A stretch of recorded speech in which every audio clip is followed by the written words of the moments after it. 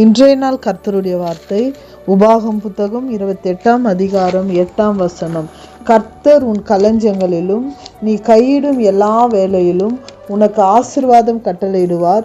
உன் தேவனாகிய கர்த்தர் உனக்கு கொடுக்கும் தேசத்திலே உன்னை ஆசீர்வதிப்பார்.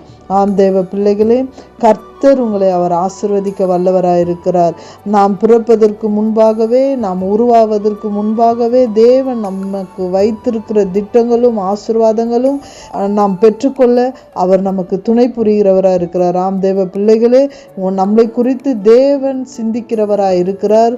நம்மளை குறித்து தேவன் நல்ல ஆலோசனை வைத்திருக்கிறார்.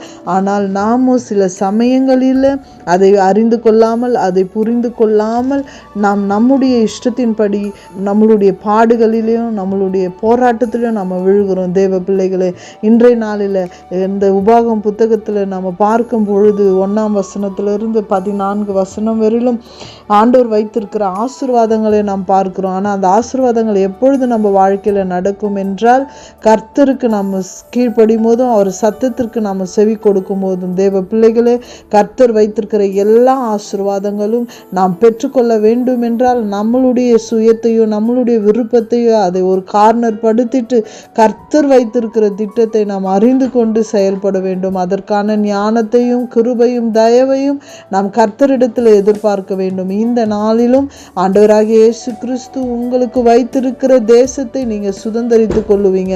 ஆண்டவராகிய இயேசு கிறிஸ்து உங்களுக்கு வைத்திருக்கிற ஆசீர்வாதத்திற்குள்ள நீங்க நுழைவீங்க.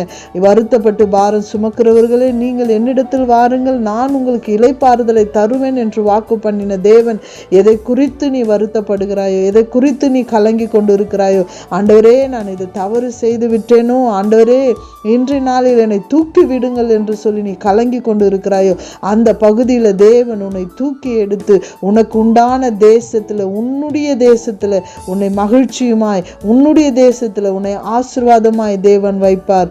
இன்றைய நாளில் அதை விசுவாசித்து தேவனுக்கு நன்றி சொல்லுகிற ஒரு இருதயத்தை நாம் ஒப்பு கொடுத்து ஜெபிக்கும் பொழுது பெரிதான ஆசீர்வாதத்திற்குள்ள நாம் போவோம்.